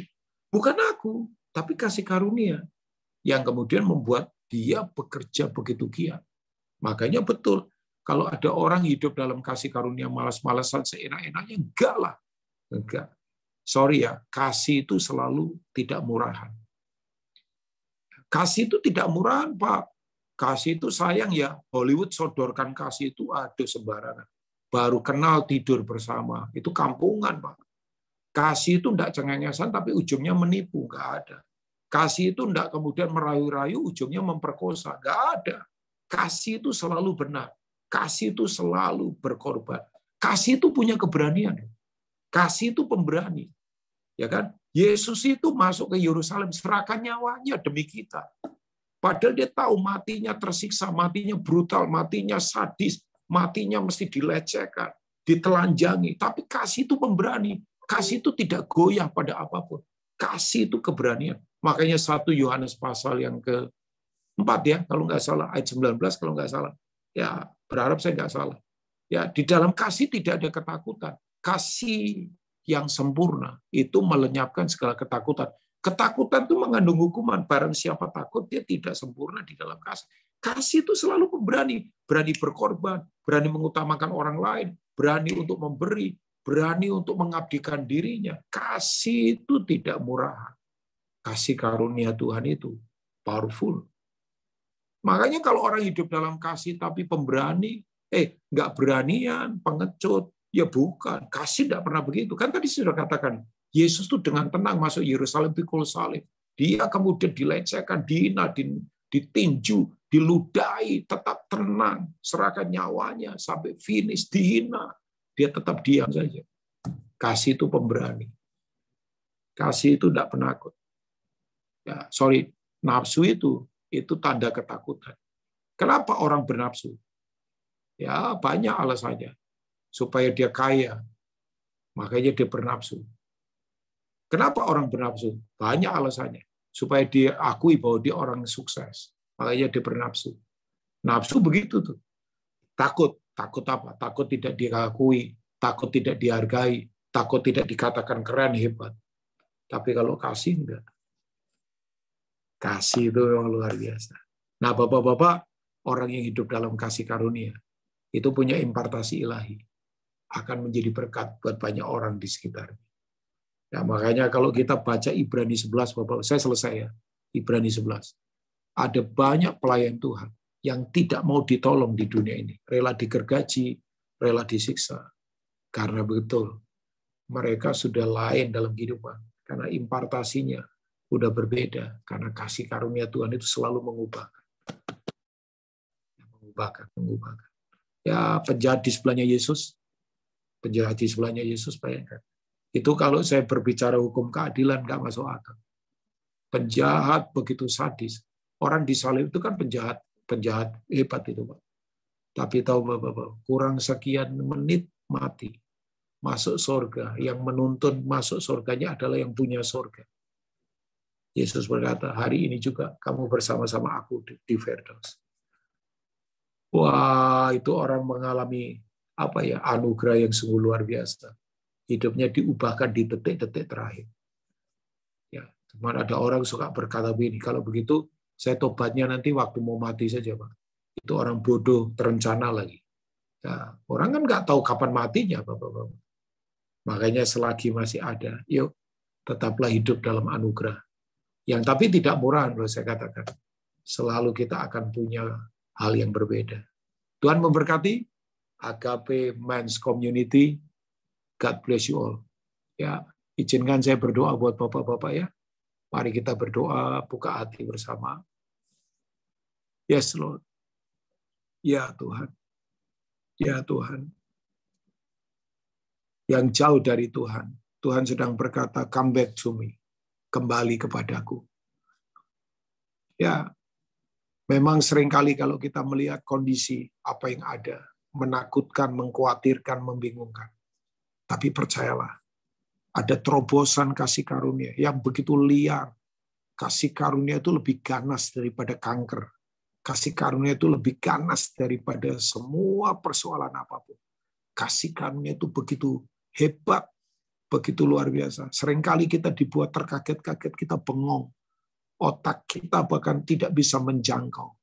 Karena sangat aneh tapi nyata. Susah dilogikakan, tapi itu terjadi dalam hidup kita. Saya ulangi, susah dilogikakan, tapi itu terjadi dalam hidup kita. Kasih karunialah yang membuat orang tetap bertahan di tengah semua badai apapun. Karena ada kekuatan ilahi yang terimpartasi. Saya percaya ini waktunya. Ada intervensi langit yang akan terjadi dalam hidup kita. Di mana langit akan mencurahkan kekuatan yang dahsyat. Saya percaya ada kekuatan surgawi yang membackup kita. Sehingga kita mampu bertahan. Saya tidak tahu sementara saya sharing ini. Ada banyak pria di sini sekarang lagi berat mungkin.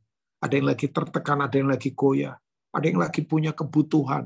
Ada lagi punya persoalan. Ada banyak keputusan-keputusan yang harus kita buat. Dan kita tidak tahu mesti bagaimana jalan keluarnya. Percayalah, percayalah. Anugerahnya akan bertubi-tubi, menyerang, menghujani kita tanpa berhenti. Tapi kuncinya, please buka hati.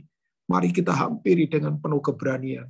Berani terbuka, berani rendah hati, berani tidak sombong, berani berkata, Tuhan, aku tidak berdaya tanpa Tuhan, tapi genuine ya. Bukan diada-adakan. Makanya Paulus berkata, aku ada sebagaimana aku ada, bukan mengada-ngada. Mengada-ngada itu artinya kepalsuan, kemunafikan. Tapi apa adanya di hadapan Tuhan berkata, Tuhan, aku lemah, tak berdaya tanpamu. Tuhan, aku sungguh-sungguh membutuhkan pertolongan-Mu Tuhan. Sungguh-sungguh Tuhan, ambil alih seluruh hidupku. Karena rencana-Mu jauh lebih hebat daripada semua rencana-rencana kami. Karena mimpi Tuhan itu jauh lebih besar daripada mimpi kami. Bapak berdoa buat para pria yang ada di Agape Men's Community ini Tuhan. Kuatkan kami. Kami tetap tegak berdiri. Hantaman-hantaman di sekitar kami. Semua badai yang ada di sekitar kami. Boleh terjadi. Yang di luar itu tidak terlalu penting. Karena dalam persoalan bukan soal apa yang ada di luar kami. Tapi apa yang ada di dalam kami. Terima kasih Bapak. Untuk apa yang Kau sudah sampaikan. Biar ini terimpartasi. Dan memerdekakan setiap kami. Berkati setiap pria di sini. Kuatkan terus. Teguh terus. Kaki mereka tidak goyah. Tangan mereka tidak penat. Ya, mereka tetap akan menjadi pria-pria yang tetap berdiri dalam kasih karunia Tuhan yang sungguh tidak terbatas. Sayangi umat-Mu, berkati umat-Mu. Firman-Mu memerdekakan setiap kami demi nama Tuhan Yesus. Haleluya. Mari katakan. Amin. Thank you semua para pria buat waktunya. Tuhan memberkati. Terima kasih Pak Robin. Firman Tuhannya luar biasa sekali. Itu sangat memberkati kita semuanya. Ya, puji Tuhan. Mungkin ada yang mau bertanya. Bro Haiki, masih ada waktu?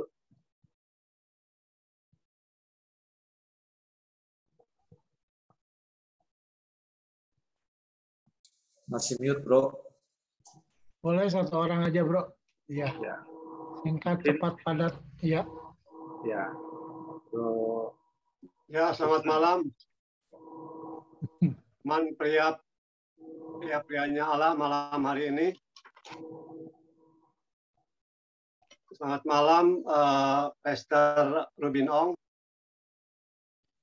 Selamat malam, Pak. Ya, satu malam yang indah malam hari ini, karena hari ini bertepatan dengan hari yang baik, tanggal 11 bulan 11 tahun 2021. Tahun yang lalu saya bertemu di Zoom ini dengan Pastor Rubin Ong tanggal 12 bulan 11 2020. Malam hari ini mungkin malam kasih anugerah saya dapat bertemu kembali dengan Pastor. Sangat menarik, tadi banyak cerita yang Pastor kemukakan. Di antaranya ada Rubin William yang meninggal secara tragis. Ada juga Stevie Wonder ya, dengan To Say I Love You, dengan lagu-lagunya yang keren begitu. Tetapi mereka di masa tuanya ini mendapatkan satu fobia, Pastor. Fobia mengenai di hari tua. Nah ini yang saya dapat pelajaran yang malam ini, banyak pencerahan buat saya juga, teman-teman di Pria AMC. Saya yakin dan percaya semua pemaparan yang Pastor katakan itu membuat ada kekuatan baru mengenai kasih anugerah Tuhan. Dari pemaparan Ibrani 4:16 yang tadi Pastor kemukakan terakhir, itu dengan cara apakah kita menghampiri tahta kasih karunia supaya kita sebagai PHP-nya Tuhan mengerti, dengan cara apa kira-kira, Pastor? Silakan, Pastor. Maaf tadi pertanyaannya terakhir apa Pak? Sorry Pak. Dengan cara apa kita dapat menghampiri tahta kasih karunia yang diutarakan, yang dikaitkan dengan Ibrani 4:16, Pak Pastor? Oh iya, ya thank you Pak Beno ya. Ya. Kuncinya kan itu, kuncinya dengan keberanian. Jadi tadi saya sudah katakan bahwa kasih karunia, tata kasih karunia itu kan jalan yang tidak terbatas ya, jalan yang tinggi lah, susah ditebak, susah. Ya maksudnya secara logika dunia nggak bisa menjangkau itu, karena ini ada di atas kan, ada di sebuah standar surgawi, ya ada di langit tingkat ketiga ini kalau bahasanya Paulus itu di 2 Korintus 12. Tapi ternyata itu hanya bisa dijangkau waktu kita berani ada di jalan di bawah. Nah, itu yang disebut dengan jalan kehambaan. Nah, berani di sini adalah berani itu untuk merendahkan diri, kehambaan, mengosongkan diri, itu yang disebut dengan itu tuh teologi yang mengosongkan diri kan, kenosis, bahwa mengosongkan diri, merasa, tapi genuine ya Pak, sekali lagi ya, nggak diada-adakan, tapi itu yang tadi saya, makanya Paulus berkata, aku ini ada sebagaimana ada, dia tidak mengada-ngadakan. Kalau mengada-ngadakan berarti hidup dalam kepalsuan. Jadi kuncinya itu Pak, kuncinya harus ada di jalan kehambaan. Itu kan jalan kehambaan itu yang membuat kita menemukan tata yang kuat itu. Tata kasih karunia yang tidak terbatas itu. Ya. Itu kuncinya itu. Jadi mengosongkan diri, merendahkan diri, kehambaan. Ya. Itu yang membuat kita ada di situ. Baik, Pastor. Berarti dekat dengan merendahkan diri ya, Pastor ya? Iya, kehambaan Pak, servanthood. Kehambaan. Oke. Thank you, Pastor. Sama-sama Pak. Penjelasannya. Thank you. Tuhan berkati, Pastor. Tuhan berkati Pak Pino. Oke, saya rasa cukup ya pertanyaannya satu orang aja. Langsung aja mungkin saya serahkan ke Bro Aiki, Muhammad. Thank you, Pak Rahmat, buat kesempatannya. Terima kasih juga Pak Rubin Ong buat thank you Pak Aiki. Bantuannya. Thank you. Thank you. Kesibukannya masih bisa memberkati kita semua melalui kebenaran firman Tuhannya tentang kasih karunia mengubah hidup kita. Puji Tuhan ya, saya merasa diberkati oleh kebenaran firman Tuhan malam hari ini. Anugerah Tuhan itu bisa mengubah hidup kita, dan bukan hanya kita diubahkan, tapi kita harus bisa mengubahkan orang lain juga. Thank you Pak Rubin buat kebenaran firman Tuhannya. Saya percaya dan doa saya Pak Rubin dipakai dimanapun Pak Rubin berada, berikan saluran berkat untuk hormat kemuliaan nama Tuhan. Amin. Makasih Pak Rubin. Thank you. Thank you. Ya, makasih juga buat teman-teman AMC Bandung, AMC di luar Bandung, juga teman-teman ACC. Terima kasih semuanya udah join, udah merasakan berkat yang luar biasa yang kita rasakan malam hari ini, dan saya percaya ada maksud, ada rencana Tuhan buat kita semua untuk kita bisa berjalan dalam anugerahnya. Amin, puji nama Tuhan. Saya akan bacakan pengumuman AMC. Pengumuman AMC, puji Tuhan, tiap hari. Oke, tiap pagi kita ada doa pagi tiap pagi dari Senin sampai Sabtu jam 5 sampai jam 6 pagi via Zoom di link yang sama. Saya mengundang teman-teman semua bisa ikut gabung untuk kita sama-sama datang di ibadah doa pagi ini untuk kita memperkuat iman percaya kita kepada Tuhan. Sebelum kita melakukan aktivitas, kita datang kepada Tuhan untuk kita berdoa, dan saya percaya ada berkat, ada anugerah Tuhan yang Tuhan sudah sediakan tiap pagi buat kita semua. Selanjutnya adalah ibadah raya kita hari Minggu dibagi 3 bagian, jam 6 pagi, jam 7.45, dan jam 4 sore. Melalui onsite dan online, saya juga mengundang Bapak-Bapak untuk bisa ikut dalam ibadah raya tiap hari Minggu, jam 6, jam 7, dan jam 4 sore. Selanjutnya adalah minggu depan. Minggu depan kita akan dilayani oleh Pastor Diki Wiliandi dengan tema Dunia akan berakhir tanpa anugerahnya. Sama di link Zoom yang sama seperti malam hari ini, jam 7:30 malam. Saya mengundang juga tetap teman-teman AMC untuk bisa ikut setia mengikuti ibadah Zoom minggu depan dengan tema World with and without His grace. Jadi dunia akan berakhir tanpa anugerahnya. Selanjutnya adalah persembahan kolekte untuk kelancaran ibadah AMC. Saya juga berharap Bapak-Bapak untuk bisa mensupportnya lewat rekening persembahan AMC, nomor rekening 67651755503 Bank BCA atas nama Bapak Mulyawati Utama. Puji Tuhan, ibadah ini direkam dan disayangkan di channel YouTube AMC Bandung. Itu saja pengumuman dari saya. Terima kasih sekali lagi buat teman-teman semua. Terima kasih juga buat Pak Rubin Ong. Tuhan Yesus memberkati. Thank you, Pak Rubin. Terima kasih semua Bapak-Bapak. Tuhan berkati. Thank you. Terima kasih Pak Waiki, terima kasih Pak Rubin Ong untuk firman Tuhannya. Dan selanjutnya saya serahkan ke Bapak Pendeta Daniel Wiliardi. Silakan Pak. Ya, wow, luar biasa. Thank you, kolik. Gitu kan. Oke, thank you.